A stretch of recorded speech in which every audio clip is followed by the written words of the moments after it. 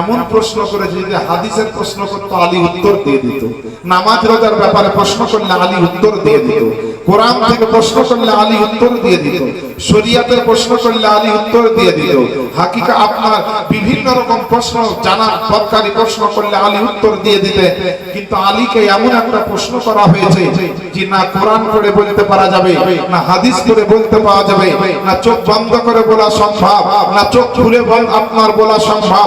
আল্লাহ নূরের ফেরেশতা জিবরাইল আমিন এখন কোন জায়গায় আছে কে বলতে পারবে? এ বেরাদারান ইসলাম, আমার নবীর গোলাম, নবীর দামাত, সাহেবে খাইবার, আপনার সাহেবে জুলফিকার, ফাতেহে খাইবার, দামাদে পয়গম্বর, সাহে আলিয়া মুর্তজা, শেরে খোদা রাদিয়াল্লাহু তাআলা আনহুর দিকে তাকিয়ে সবাই ভাবছে আলী মনে হয় উত্তর দিতে পারবেন না, আলী মনে হয় কোশ্চেনের অ্যানসার দিতে পারবেন না, আলী মনে হয় সওয়ালের জবাব দিতে পারবেন না। কিন্তু তার নাম ছিল শেরে খোদা, মুশকিল কোশা, হায়দারে কাররার রাদিয়াল্লাহু তাআলা আনহু। তিনি চোখ বন্ধ করলেন, চোখ বন্ধ করে প্রথম আসমানের দিকে জিবরিল আমিনকে খুঁজছেন মারিফাতের চোখ দিয়ে যে জিবরিল আমিন আজ কোন জায়গায় আছে। প্রথম আসমান খুঁজলেন, জিবরিল আমিনকে পাওয়া গেল না। দ্বিতীয় আসমান খুঁজলেন, জিবরিলকে পাওয়া গেল না। তৃতীয় আসমান খুঁজলেন, জিবরিল আমিনকে পাওয়া গেল না। এইভাবে প্রথম থেকে সাত তবক আসমানকে খুঁজলেন, জিবরিল আমিনকে পাওয়া গেল না। ওই আলিয়া মুর্তজা মারিফাতের চোখ দিয়ে লা মাকাতে খুঁজছেন, জিবরিলকে পাওয়া গেল না। সিদরাতুল মুনতাহায় খুঁজলেন, জিবরিলকে পাওয়া গেল না। এইভাবে যখন খোদার আরশে আজিমের নিচ পর্যন্ত আলিয়া মুর্তজা নিজের মারিফাতের চোখ দিয়ে জিবরিল আমিনকে খুঁজলেন, তো জিবরিলকে পেলেন না। ওই আলী মেম্বারে রাসূল থেকে দাঁড়িয়ে আবার মারিফাতের চোখ দিয়ে গোটা জমিনকে তলপর করে দেখছেন জিবরিল কোথায় আছে, জিবরিল কোথায় গেল, জিবরিলকে কোথায় পাওয়া যাবে। কোন জায়গায় যখন পাওয়া গেল না, আলিয়া মুর্তজা শেরে খোদা মুশকিলে কোশা চোখটা খোলার পরে মসজিদে নববীতে সাহাবীর দলের মধ্যে দেখছে একটা বয়স্ক লোক বসে আছে, ওটাই হচ্ছে জিবরিল আমিন, নবীর গোলাম আকার, নবী হযরতের জামাই। আলী চোখ খুলে বললেন হে আল্লাহর বান্দা, হে আল্লাহর বান্দার দিকে লক্ষ্য করলেন। ওই বয়স্ক মানুষকে মুখাতিব হয়ে লক্ষ্য করে বললেন আপনি হচ্ছেন আল্লাহর ফেরেশতা জিবরিল আমিন। বলেন সুবহানাল্লাহ। একটা বয়স্ক মানুষের রূপ ধারণ করে জিবরিল বসে আছে মসজিদে নববীতে। আলী চোখ খুলে বললেন আপনি জিবরিল আমিন। তখন জিবরিল আমিন বলছে ইজ্জাতু রাব্বি ওয়া আনা জিবরাইল আলাইহিস সালাম, আমি আল্লাহ পাকের কসম করে বলছি আমি হচ্ছি আল্লাহর ফেরেশতা জিবরিল আমিন। জিবরিল আমিনের খবর চোখ বন্ধ করে গোটা জগৎকে যে খুঁজতে পারে তার নাম হচ্ছে আলী। আর ওই আলীর বেটা মা ফাতেমা রাদিয়াল্লাহু তাআলা আনহার বেটা, তিনারাই হচ্ছেন ইমামে হাসান আর হোসাইন। বলেন সুবহানাল্লাহ। আমার বাচ্চারা ভাইরা নবীর আশিক হয়ে যান, নবীর প্রেমিক, নবীর দিওয়ানা হয়ে যান, নবীর চাহনেওয়ালা হয়ে যান। দুনিয়াতে যারা নবীর আশিক ও প্রেমিক হয়ে যাবে, কাল আখিরাতে তারা জান্নাতের হকদার হয়ে যাবে। আর দুনিয়াতে যারা নবীর প্রেম, নবীর ভালোবাসা করতে পারবে না, অন্তরে নবীর মোহাব্বত নিয়ে জগৎ থেকে যেতে পারবে না, কাল হাসরের ময়দানে যতই ছোটাছুটি করুক না কেন, কাল কিয়ামতে সে পরীক্ষায় পাস করবে না। নবীর চাহনেওয়ালা না হলে কাল কিয়ামতের ময়দানে সে জান্নাত পাবে। কারণ জান্নাত তৈরি করেছেন আল্লাহ, কিন্তু মালিকানা দিয়ে দিয়েছেন আমার নবী মুস্তাফা। যারা নবীর চাহনেওয়ালা হবে তারাই কাল কিয়ামতের ময়দানে জান্নাতের হকদার হবে। আমার বাপজিরা ভাইরা, আল্লাহ রাসূল বিশ্ব নবীর দুইজন নাতি হযরতে ইমামে হাসান আর হযরতে ইমামে হুসাইন রাদিয়াল্লাহু তাআলা আনহুমা, ইনারা দুইজনে বেশ সোনার সংসারে মেতেছিলেন। কিন্তু হাসানের উপরে বিভিন্ন রকমের চক্রান্তর শিকার তিনি হয়েছিলেন। জানের দুশমন হয়েছিল কিছু মানুষ, শুধু শুধু কোনো ইসলামিক কারণে নয়, শরীয়তের কারণে নয়, এমনি দুশমন। নবীর নাতি আমার চাইতে বড় হয়েছে, সম্মান পাচ্ছে, বিভিন্ন রকম আমার চাইতে তার ভ্যালুরিটি বেশি হচ্ছে, তাকে মারতে হবে, সরাতে হবে, এই বলে ইয়াজিদের কিছু চক্রান্ত ছিল। কিছু আপনার মুনাফিক টাইপের মানুষের চক্রান্ত ছিল। আমার হাসানকে কয়েকবার বিষ পান করিয়েছিল, কিন্তু কিন্তু নবীর রওজা শরীফটা এমন একটা জায়গা, নবীর দরবারটা এমন একটা দরবার যেখানে অসুস্থ গেলে সুস্থ হয়ে যায়, বদসুরাত গেলে খুবসুরাত হয়ে যায়, বেঈমান গেলে ইমানদার হয়ে যায়, দুশমন গেলে দোস্ত হয়ে যায়, বেআকাল গেলে পারে আকালমন্দ হয়ে যায়। ওই নবীর দরবারে হাসান গেছে, তো হাসানের আপনার শরীরের 20 পর্যন্ত পানি হয়ে গেছে আল্লাহর রহমতে, আমার নবীর সাদকাতে বলেন সুবহানাল্লাহ। এই নবীর মদিনাতে গিয়ে কত মানুষ পাগল হয়ে যায়। এই যে এখন হজের মৌসুম, হজে গিয়েছে অনেক মানুষ, নবীর রওজাতে গিয়ে বুক ফাটা কান্না, চোখের পানিতে বুক ভাসিয়ে দেয়। ওই মদিনাটা এমন একটা জায়গা, যারা গিয়েছেন তারাই যায়। আহা আমার বাপজিরা ভাইরা, আমার মা বোনেরা, আজকে নবীর জন্য সারা জগৎ পাগল। আজ নবীর জন্য, নবীর খানদানের জন্য সারা জগৎ মাতোয়ারা হয়ে আছে। আল্লাহ পাকের দয়ার নবী এই নওয়াজা হযরতে ইমামে হাসান রাত্রি বেলায় স্বপ্ন দেখছেন যে তার কপালে সূরা ইখলাস লেখা আছে, অর্থাৎ কুল হুয়াল্লাহু আহাদ এই সূরা।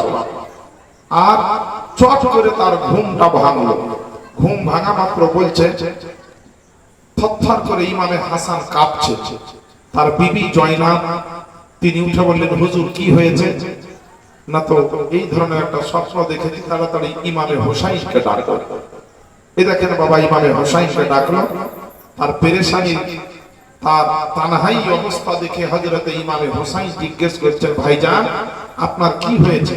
আপনি এরকম হতভম্বিত, চিন্তিত, টেনশন, এরকম কেন? থরথর করে কাঁপছেন কেন? রাত্রি বেলায় ভয়ঙ্কর একটা স্বপ্ন দেখেছি, তাই মনে হচ্ছে অন্তরটা আমার কাঁপছে গো ভাই। বলে কি স্বপ্ন দেখেছেন? না তো এই ধরনের আমার কপালে দেখা আছে সূরা ইখলাস লেখা আছে, আমি এটা দেখতে পেলাম। ইমাম হোসাইনকে বলল, ইমাম হাসান জি একটা তাবিরকারীকে ডাকুন, স্বপ্নের মানে যারা বলতে পারে এই ধরনের একজন শিক্ষিত ব্যক্তিকে ডাকুন। মদিনা শরীফে একজন লোক স্বপ্নের তাবির, স্বপ্নের মানে কিন্তু বলতে পারে, তাকে ডাকা হলো। সকালবেলায় বাড়িতে এসে তিনাকে বলা হলো যে এই ধরনের আমার ভাই ইমামে হাসান স্বপ্ন দেখেছেন, এই স্বপ্নের মানে কি, অর্থ কি বলে। এই ব্যক্তি জ্ঞানী ব্যক্তি ছিলেন, স্বপ্নের তাবিরকারী ছিলেন। তিনি আপনার স্বপ্নটা শোনার পরে বললেন ইমামে হোসাইনকে যে সত্যিকারী যদি এই স্বপ্ন ইমামে হাসান দেখেছেন, তো মনে রাখেন ইমামে হাসান আর পৃথিবীর বুকে বেশি দিন বাঁচবেন না। সুবহানাল্লাহ বলেন। ইমামে হাসান আর বেশি দিন বাঁচবেন না, খুব তাড়াতাড়ি তিনি দুনিয়া থেকে বিদায় নেবেন। এ দেখেন বাবা, যেমন ইমাম হোসাইন আপনার এরকম কথাটা শুনলেন যে আমার ভাই ইমামে হাসান আর বেশি দিন বাঁচবেন না, আল্লাহ পাকের নবীর নওয়াজা হযরত ইমামে হুসাইন রাদিয়াল্লাহু তাআলা আনহু তিনি আপনার চোখের পানি ঝরিয়ে ঝরঝর করে কাঁদতে লেগেছেন। ইমাম হাসান ডাকছেন, ভাই ইমাম হুসাইন তুমি আমার কাছে এসো, স্বপ্নের তাবিরকারী কি স্বপ্নের মানে বলবে একটু আমাকে শোনাও। কিন্তু বেরাদার ইমাম হুসাইন কিন্তু হাসানের কাছে যাচ্ছেন না, চিন্তা করছেন রব্বুল আলামিন আজকে আমার ভাই ইমামে হাসান এমনিতেই আপনার টেনশনে আছে, এমনিতেই শরীরটা বড় ক্লান্ত আছে, এমনি শরীরটা বড় ভালো নয়, কয়েকবার দুশমনেরা বিস্ফোরণ করিয়ে দিয়েছে, আমার ভাইয়ের অবস্থা এমনিতেই ভালো নয়। এই খবরটা যদি আমার ভাইকে দিয়ে দিই যে ভাই ইমাম হাসান তুমি আর বেশি দিন দুনিয়ার বুকে বাঁচবে না, তুমি হয়তো দুনিয়া থেকে খুব তাড়াতাড়ি বিদায় নিবে, তাহলে পরে আজকে আমার ভাই হয়তো আরো আপনার ভেঙে পড়বে, আরো হয়তো টেনশনে আপনার যুক্ত হয়ে যাবে। ইমাম হোসাইন নিজের চোখের পানি ঝরিয়ে আফসোস করছেন আর আল্লাহকে বলছেন রব্বুল আলামিন আমাদের নানা দুনিয়া থেকে বিদায় নিয়েছে, আমাদের আব্বা দুনিয়ার বুকে নাই, আজকে আমার মা জননী ফাতেমাও দুনিয়ার বুকে নাই, আমার ছোট ভাইটাকে ছোট অবস্থায় হারিয়ে দিয়েছে, আত্মীয় স্বজন কতজন দুনিয়া থেকে চলে গিয়েছে, আমরা দুইটা ভাই নবী মুস্তাফার দুই নাতি ইমাম হাসান আর হোসাইন একসঙ্গে সংসার করে, একই সঙ্গে আপনার চলাফেরা করে, একই সঙ্গে আপনার ভাই ভাই মেয়ে মোহাম্মত করে চলে। আমার ভাই যদি দুনিয়া থেকে চলে যায়, আমার ভাই যদি আপনার ইন্তেকাল করে যায়, আমি হোসাইন আজকে একা হয়ে যাব। আমার মাথার ছাতা ইমাম হাসান যদি দুনিয়া থেকে বিদায় নেয়, আমি আজকে কাকে ভাই বলে ডাকবো? আমার মাথার ছাতা হিসাবে কে দায়িত্বটা পালন করবে? আমার ভাই হাসান আছে বলে আমি ইমাম হোসাইন হোসেন কোন সময় টেনশন নিই না, কোন সময় চিন্তায় চিন্তিত হয় না গো আল্লাহ। কিন্তু আমার ভাই বড় ভাই হাসান যদি চলে যায় তাহলে আমার কত বড় টেনশন হয়ে যাবে। আমার গার্জিয়ান আপনার ইমাম হাসান যদি দুনিয়া থেকে বিদায় নেয় তাহলে আমি আপনার কাকে গার্জিয়ান হিসাবে দেখভাল আপনার মানব। আল্লাহ আল্লাহ, আমার ইমামে হোসেন পাক এরকম চিন্তায় চিন্তিত। হাসান কিন্তু বারবার ডাকছেন আমার হোসেন পাককে, ও ভাই হোসেন শোনো রে শোনো, আমার কাছে একটু শোনা। কি বললো স্বপ্নের তাবিরকারী একবার বলা। আল্লাহ আল্লাহ, ইমাম হোসেন হাসানের সামনে আপনার হাজির হলেন, ইমাম হাসানের সামনে আপনার উপস্থিত হলেন। হাজির হয়ে বেজের যাওয়ার পরে বলছেন, ও ভাই ইমামে হাসান, আপনি কোনো টেনশন নেবেন না, চিন্তা করবেন না। মানুষের তকদিরে যা লেখা থাকে আল্লাহ চাইলে রাতারাতি মানুষের ভাগ্য পরিবর্তন করে দিতে পারে। আল্লাহ চাইলে মানুষের আপনার কপালকে বদলে দিতে পারে। আল্লাহ পাক চাইলে পারে মানুষের নসিবকে আপনার পরিবর্তন করে দিতে পারে। আপনি যে স্বপ্নটা দেখেছেন গো ভাই, এই স্বপ্নের মানে শুনলে আপনি চিন্তায় চিন্তিত হয়ে যাবেন। ইমাম হাসান বলছে, এমনিতে আমার জীবনে সুখ শান্তি নাই, বেশ কিছুদিন থেকে অশান্তি চলছে রে ভাই। তুমি আর দেরি করিও না, দেরি করিও না। এই স্বপ্নের মানে কি বলেছে একবার আমাকে বলো। ইমাম হোসেন আপনার বলছেন বলে, ভাই গো আপনি যে স্বপ্নটা দেখেছেন, আপনি যে আপনার খবরটা দেখেছেন, এই খবরের স্বপ্নের মানে আমি আপনাকে বলতে পারবো না।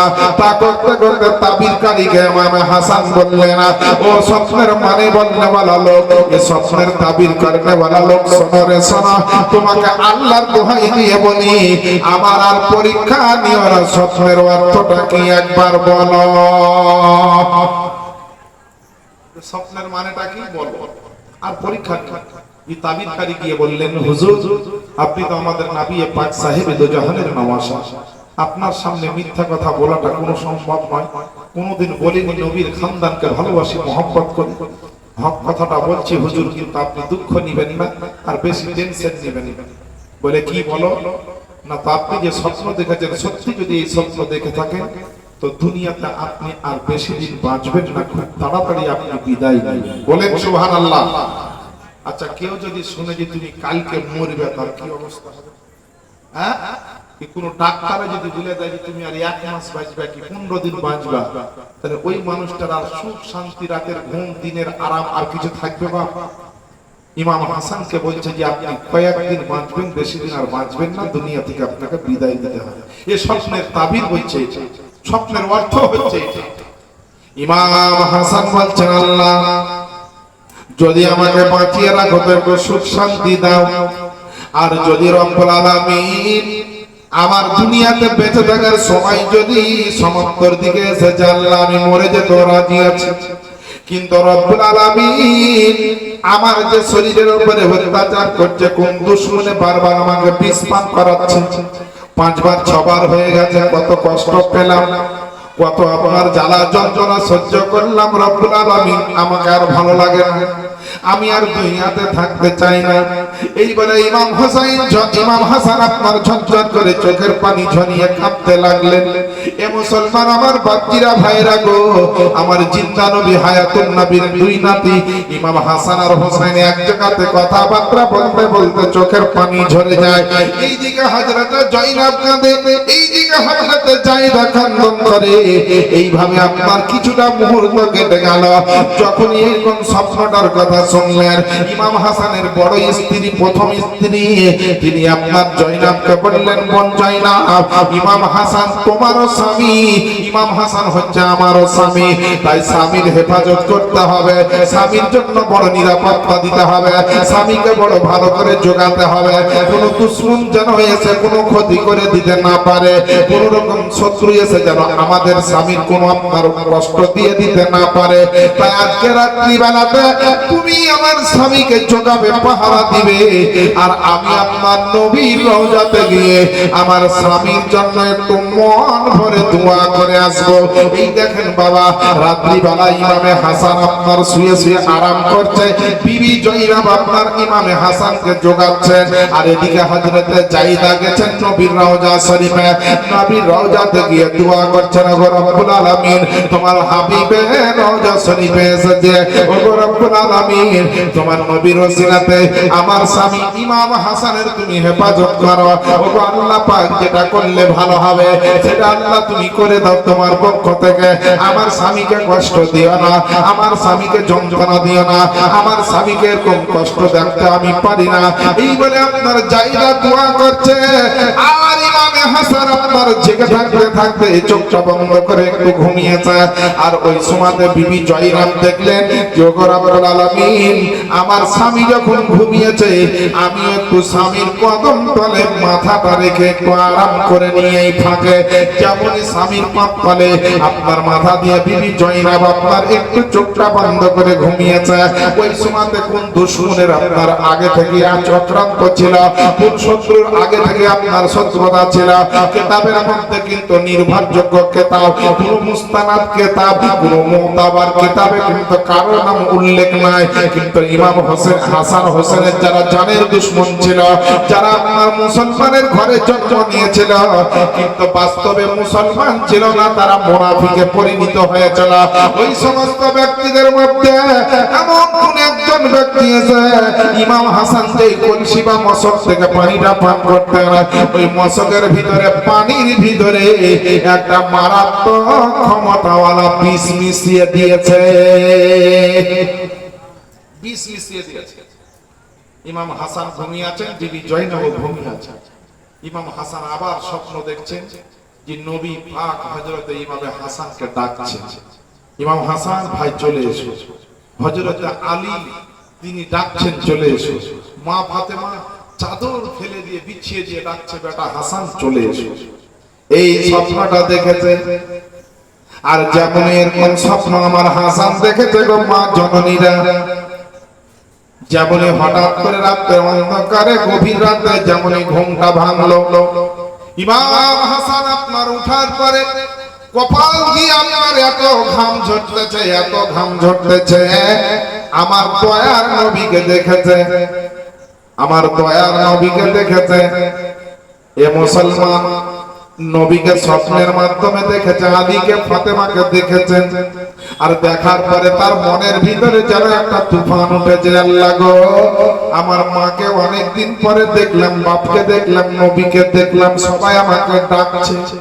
আর এদিকে আমার তাবিরকারী স্বপ্নের মানে বলেছে আপনি আর বেশি দিন বাঁচবেন না।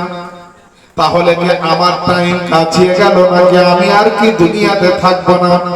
ভয়ে আপনার একটা টেনশন প্রত্যেকটা মানুষের হবে।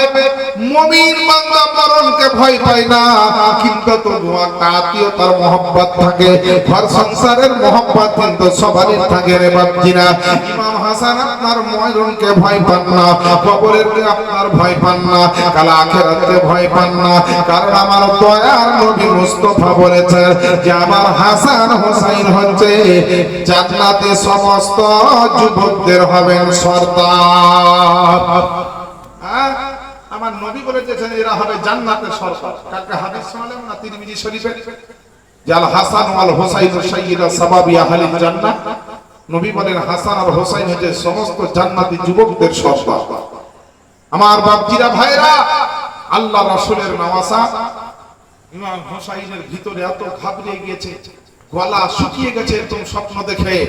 উঠা মাত্র জয়নাবকে বলছে জয়নাব একটু তাড়াতাড়ি আমাকে এক গ্লাস পানি দাও, আমার ভিতর শুকিয়ে গেছে পিপাসা। হযরতে জয়নাব উঠে উঠি ওই যে কলসি রাখা আছে ওই কলসি থেকে বাবা এক গ্লাস পানি ঢেলে ইমাম হাসানকে দিয়ে দিয়েছে। আর ইমাম হাসান মনে করছে যে সুবহানাল্লাহ কত সুন্দর পানি পেয়েছি ভিতরে। যখন যাকে পিপাসা লাগে খুব, তখন এক গ্লাস পানির কত মূল্য সে বুঝতে পারে। সঙ্গে সঙ্গে ইমাম হাসান কিন্তু পানিটা পান করে নিলেন। আর পান করার মাত্রই যেমনই মাত্র 10-15 সেকেন্ড কি 30 সেকেন্ড কি 1 মিনিট হয়েছে, আর হাসানের পেটে এমন ভাবে একেবারে তুফান শুরু হয়ে গেছে। হীরা চূর্ণ জহর, কাঁচ গুঁড়ার সঙ্গে এমন মারাত্মক বিষ কারণ এর আগে 5-7 বার বিষ দিয়েছে, ইমাম হাসানকে মারতে পারে না। তাহলে যে দিচ্ছে বিষ সে কিন্তু খুব হিসাব করে দিয়েছে যে কমা সমা বিষ দিলে হবে না। দুনিয়ার সবচেয়ে বিখ্যাত বিষ দিয়েছে, মারাত্মক বিষ দিয়েছে, পাওয়ারফুল বিষ দিয়েছে, একেবারে এমন বিষ দিয়েছে যে মানুষ খেলে যেন আর জীবনে না বাঁচে। আর ইমাম হাসানের কিন্তু ওই পানির সঙ্গে মিশিয়ে দিয়েছিল কোন দুশমনে, আর ওই পানি কিন্তু ইমামে হাসান বাবা পান করে করেছে। আর যাহা পান করা পেটের ভিতরে এমন যন্ত্রণা ব্যথা শুরু হয়ে গেল, ইমাম হাসান ছটফট করতে আরম্ভ করল। ইমাম হাসান একবার এদিকে ঘুরছেন, একবার ওদিকে ঘুরছেন, বিছানায় শুয়ে থাকতে পারেন না। জয়নাব বলছেন, হুজুর কি হলো? আপনি তো পানি পান করলেন, পানি দিলাম, কি হলো? জয়নাবকে বলছে, আমার ইমামে হাসান, জি বিবি গো, আমার অবস্থা খুব খারাপ, পেটের ভিতরে প্রচন্ড যন্ত্রণা আঘাত করছে, আমার পেটের ভিতরে মনে হচ্ছে ঝড় তুফান শুরু হয়ে গেছে, মনে হয় আমি আর বাঁচবো না গো। ইমাম হোসাইনকে ডাকো, অমুককে ডাকো, আত্মীয় স্বজনকে ডাকো। আওয়াজ দেওয়া হলো, একে একে সবাই চলে আসতে লাগলো। ইমাম হোসাইন ঢুকলো, এদিকে হযরতে জায়দা নবীর রওজা থেকে দুয়া খাইর করে বাড়ি ঢুকছে রাতের অন্ধকারে। ওই গভীর রাতে দেখছে তো আমার ইমামে হাসান ছটফট করছে, যেমন কোন মানুষের পেটে যদি চরম ব্যথা করে মানুষ যেমন ছটফট করে, ইমাম হাসানের পুরো শরীরে আতড়ি নাড়ি ভড়িগুলা যেন কেটে কেটে যাচ্ছে বিষের আঘাতে। আপনার সুবহানাল্লাহ, কলেজা পর্যন্ত টুকরো টুকরো হয়ে যাচ্ছে, দিল কলেজা পর্যন্ত ফেটে ফেটে যাচ্ছে বিষের আপনার পাওয়ারে। আর ওই অবস্থায় একজন মানুষের কি অবস্থা হতে পারে? এত ছটফট করছে। ইমাম হাসানকে আপনার হোসাইন এসে বলছেন, ভাই আপনার কি হলো? রাত্রে তো ভালোই ঘুমালেন, আপনাকে রেখে বাড়ি গেলাম, ঘরের ভিতরে গেলাম, আর এই অবস্থায় কেন? হচ্ছে ভাই গো, আমার দুশমন পিছন ছাড়েনি, আমাকে আবার মনে হয় কোনো খাবার বা পানি পান করেছি, এর মধ্যেই মনে হয় বিষ মিশিয়ে দিয়েছে কেউ। আমার শরীরের অবস্থা প্রচন্ড খারাপ, আমি আর সহ্য করতে পারছি না। ইমাম হাসান তাকে, ইমাম হোসাইন হযরতে ইমামে হাসানকে ঘাড়ে উঠাচ্ছে, তাড়াতাড়ি চলেন, আপনাকে নবীর রওজা শরীফে নিয়ে যাও। ইমাম হাসান বলছে, ভাই তোমাকে জোড় হাত করে বলছি, খবরদার আমাকে আর নবীর রওজাতে নিয়ে যেও। আমি 5 বার 4 বার গিয়েছি, অনেক কষ্ট, অনেক যন্ত্রণা সহ্য করেছি, আমার আর সহ্য হচ্ছে না, যাওয়ার মতো পরিস্থিতি নাই। আমি যদি এই বিষ পানে আমি শাহাদাত বরণ করি, তা আল্লাহর দরবারে আমি আলহামদুলিল্লাহ পড়ব। ইমামে হোসাইন বলছেন যে খালি একটু নাম বলে আপনাকে এই বিষ পান কে করিয়েছে, কিভাবে হতে পারে, একটু খালি আপনি বলেন তার কি অবস্থা হয়েছিল। ইমামে হাসান শহীদ হওয়ার পূর্বে পর্যন্ত তিনি বলেননি কোন ব্যক্তি তাকে বিষ দিয়েছে, কারণ সন্দেহ করে, টার্গেট করে, অনুমান করে যদি বলা হয়, আর সে ব্যক্তি যদি না হয়, ইমাম হোসাইন যদি তার নাম শুনে তাকে কিন্তু জিন্দা জবাই করবে। ইমাম হোসাইন শেরে খোদার বেটা, আর আলীর তলওয়ার আছে ইমামে হোসাইনের কাছে। খালি যদি একবার বুঝতে পারতো যে ইমামে হাসানকে কে বিষ দিচ্ছে, তার যে কি অবস্থা করতে একমাত্র আল্লাহ, আল্লাহ রাসূল ভালো জানেন। ইমাম হাসান বলছে, আমি তো জানি না, দেখিনি, সন্দেহ করে বলাটা ঠিক হবে না। আমি সন্দেহ করে বলবো, যদি সে না হয় তো তুমি তো তাকে ছাড়বা না, তাকে মেরে ফেলবে, আর আমি যাকে সন্দেহ করছি সেই যদি হয়, তার বিচারটা আমার আল্লাহ কিয়ামতের মাঠে করবেন। এই রকমের ধৈর্যধারী ব্যক্তির নাম হচ্ছে ইমামে হাসান। জোরে বলেন সুবহানাল্লাহ। এটা কেন বাবা, আল্লাহ পাকের নবীর নওয়াজা ইমামে হাসান ছটফট ছটফট করে। বিবি জায়েদা নবীর রওজা থেকে আসার পরে জয়নবকে বলছেন, কি হলো রে বোন? বলে, বোন গো, ঘুমিয়েছিল আমার স্বামী, আমিও একটু চোখ বন্ধ করেছিলাম, আর উঠার পরে ঘাবড়ে গিয়ে চিন্তিত হয়ে পানি পান করতে চাইলেন, আমি পানিটা পান করার জন্য দিলাম, যেমন পানি দিয়েছিল আমার বোন, তুমি আমার স্বামী, তোমার স্বামী ইমামে হাসান ছটফট করতে আরম্ভ করেছে। এইভাবে আপনার কথাবার্তা আলোচনা চলতেছে, আর এমন সময় হযরতে ইমামে হাসান আপনার যেন বমি করার জন্য খ্যাক করে যেন আপনার আওয়াজ দিতে লাগলো। আহারে বিবি কার নাম দেখেন, বিবি কেমন ওফাদার হতে হয়, স্বামীর কেমন খিদমত করতে হয়, স্বামীর জন্য কেমন জীবন দেওয়া বিবি, কেমন আপনার উপযুক্ত বিবি স্বামীর কেমন আপনার দেখতে হয় দেখেন। নবীর ঘরানা হযরত ইমামে হাসানের বিবিদের মোহাম্মত দেখেন। স্বামীর সামনে দুইজনে দাঁড়িয়ে আছে, একটু থুতু ফেলবেন তো ইমাম হাসানকে মাটিতে কিংবা কোনো দিকে থুতু ফেলতে দেন না। ইমাম হাসান থুতু ফেলতে যাচ্ছে তো দুইজন বিবি তাদের কাপড়ের আঁচলখানা পর্যন্ত পাতিয়ে দিয়েছে।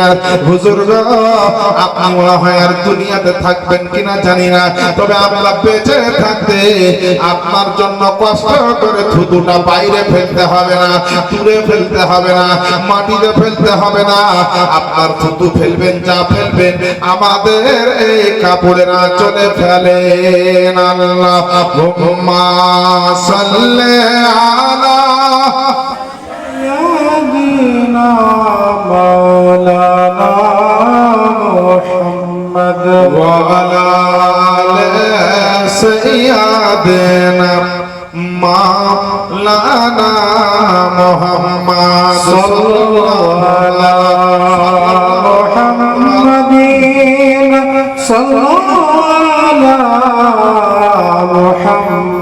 সাল্লাল্লাহু আলাইহি ওয়াসাল্লাম। যারা নবীর বংশের মানুষকে ভালোবেসে যায়, নবীর যারা আশিক, নবীর যারা দিওয়ানা, এই মুসলমান সারা জিন্দেগি নবীর মোহাম্মতে জীবন কাটিয়ে দিয়েছে।